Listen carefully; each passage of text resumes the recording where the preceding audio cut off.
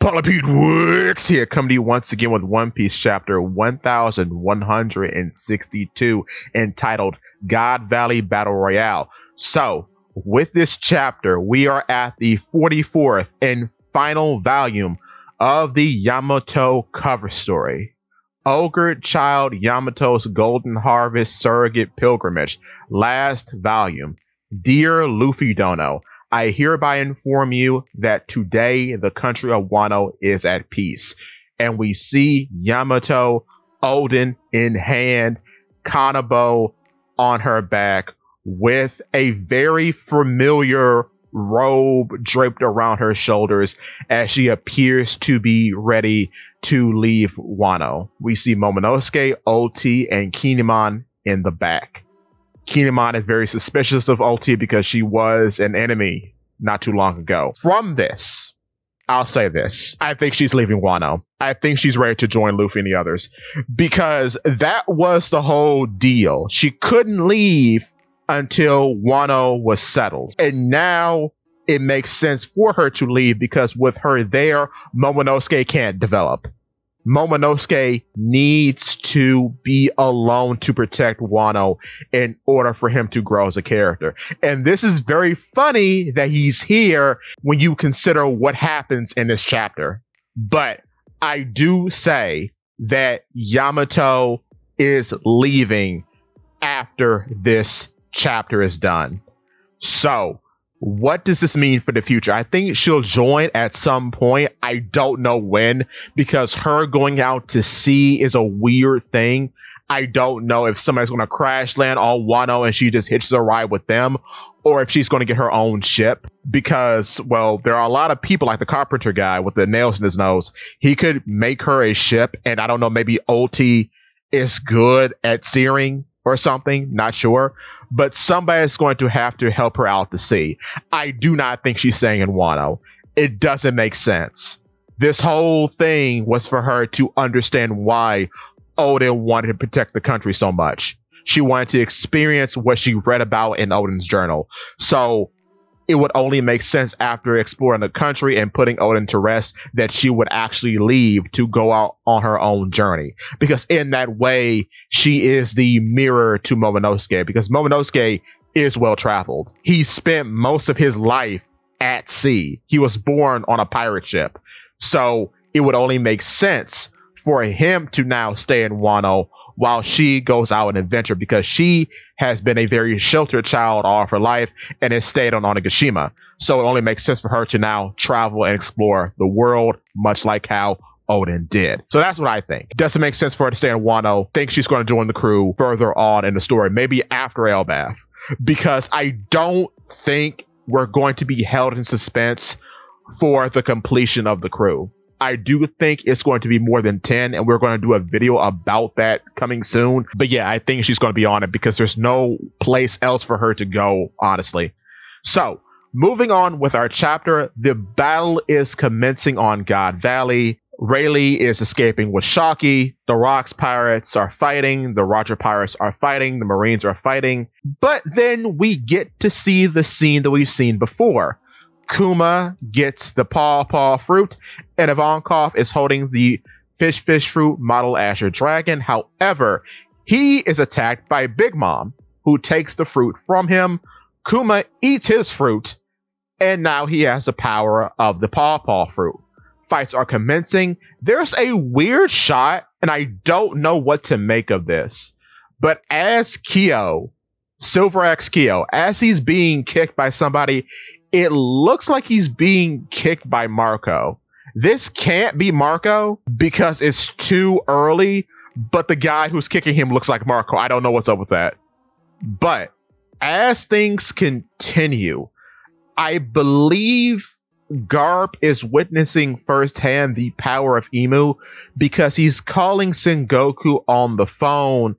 And Sengoku says, if I recall, there was a man who asked the same thing, and then he disappeared from the Navy. So I wonder if Navy officials are unable to ask about what exactly Imu is, because it's been highly speculated that Aki Inu doesn't know anything about who he actually works for. He doesn't know that he works for the actual devil. So that's just interesting. But moving on, we get to see Eris, the mother of Blackbeard and the wife of Zebek. I don't know if she has a devil fruit or not because her hair is so weird. It looks like it's made of some sort of material. But she and Zebek witness that some of the villagers of God Valley have been turned into demons via Imu's Dhamma Reversi. So that's kind of interesting as Garling and that weird Holy Knight woman pursue Zebek as he's carrying a young Teach and Eris. And apparently, Zebek got the jump on Garling as he has sliced his head open, but thanks to the powers of Imu, he is recovering. So yes, he has the same sort of mark of the abyss that all the Holy Knights seem to have. So that's something to point out. It's crazy. His shoulder is cut and his head is sliced open. Good Lord. Wow. But yeah, this follows with a conversation between Zebek and Eris, and Zebek trusts Eris to meet him and Lulucia as she runs off with a young Teach. But yeah, her hair is so strange. I don't know if this is a power or it's just weird. Moving on, Zebek turns around to confront Garling and the others, and he delivers a powerful slash that goes through the island. He's crazy, dog. He is insane. I wonder, did he bisect God Valley originally? I kind of wonder if this is his hometown. I wonder, did he do that? And still, it's weird that this is just a sword technique and not a power. I still say he has a power because we've never seen him actually get into a full confrontation. So I wonder if we're going to see that in 1163. Because this is so weird. Okay, so yeah. He delivers a slash on Garling. It goes to the island. Teach watches in awe as he's running away with his mother. And that is when Big Mom is shown happy that she has the fish fruit bottle Azure Dragon and plans on giving it to Katakuri. This is funny because it was often said due to the shape of his mouth that Katakuri looks like a pelican eel. So his mother was going to give him a fish fruit when he already looks like a fish. I find that hilarious. I hope in the next SBS we get a little drawing of how he would have looked if he would have eaten this fruit. Because we got it with Ivankov, I hope we get it with Katakuri as well. That is when Kaido jumps out of the blue and smacks Linlin in the face. He's a goon. Goonish behavior. She recovers, but Kaido, like the goon that he is, eats the fish fruit model Azure Dragon in the air, eats the whole thing in one bite, and chomps on it smugly as Big Mom looks on in disgust. That's amazing.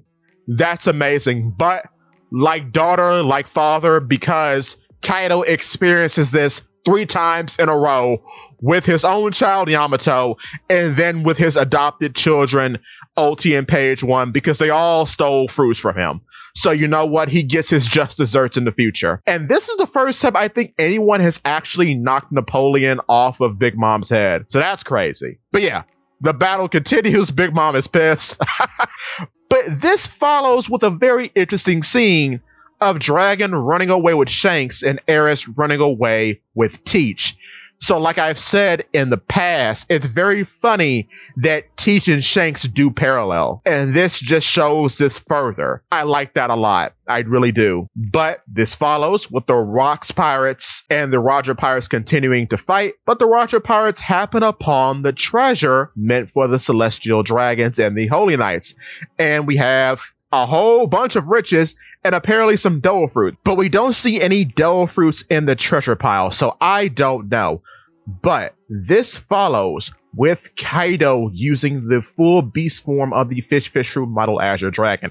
It's so funny that he's doing this because in the press he was all like, oh, hockey raids overall.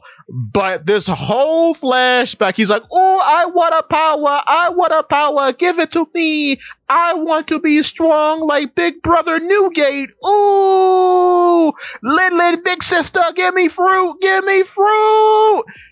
Kaido is the goofiest character in the Rocks Pirates. He's so stupid. Oh my goodness. He's so bad, bruh. Oh, man.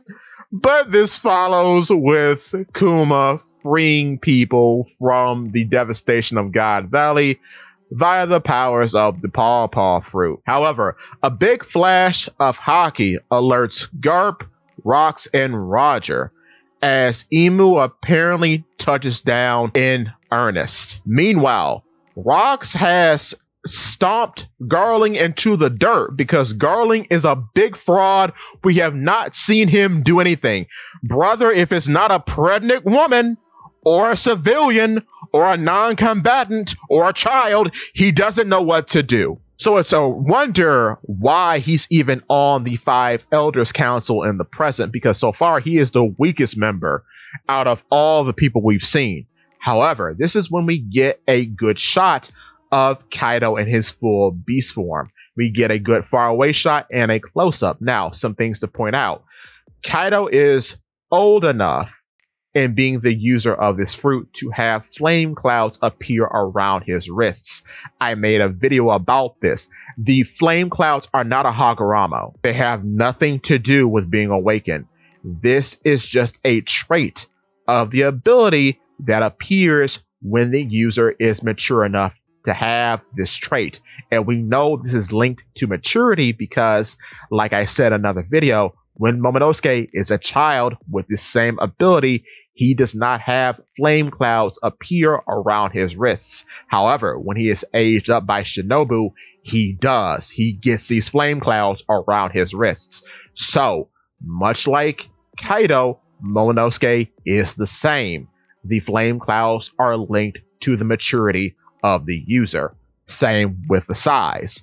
With that being said too, much like Momonosuke, and this is why this pairs very well with the cover story, is because Momonosuke in the present does not have a mustache. Therefore, the mustache of his dragon is pink. It's flesh tone. This pairs well with Kaido here because at this point in Kaido's life, even though he's a mature enough individual to have the flame clouds around his wrists, he still does not have the famous long mustache that he has in the present. Therefore, much like Momonosuke's dragon, his dragon too has a flesh-toned mustache. So in his case, the mustache would be blue. Can't wait to see this animated because you'll really get to see how it looks once it's animated. But that is when we see that apparently Emu is possessing Saturn in his weird spider state. But it appears to be different from when they possess Gunko because it seems like a full spire of Emu's visage is growing out of Saturn, which is super freaky. So I don't know what that's about, or if it's different because perhaps a different contract is made with the Five Elders in comparison to the Holy Knights. Even though Gunko's a very close Holy Knight of Emus, as we see Gunko in Emu Sanctuary, still the contract could just be different. And this could be made apparent by how the magic circle that Gunko uses to summon Killingham and Summers looks way different than the magic circle that Saturn uses on Egghead to summon the other Five Elders to Egghead. So that's a totally different ballgame. And I think the reason why Emu is showing up here instead of showing up on Egghead is because Emu has a grudge, a vendetta to settle with Rox because Rox invaded Emu's sanctuary, whereas Luffy is a faraway nuisance that presumably can be handled by the Five Elders, though we know that wasn't the case. So yeah, that's my thoughts on the matter. And we have a break next week, which that sucks, but hey, it is what it is. I'll keep you all supplied with One Piece content as usual. With that being said, give me your thoughts and tell your friends about Polypede. What?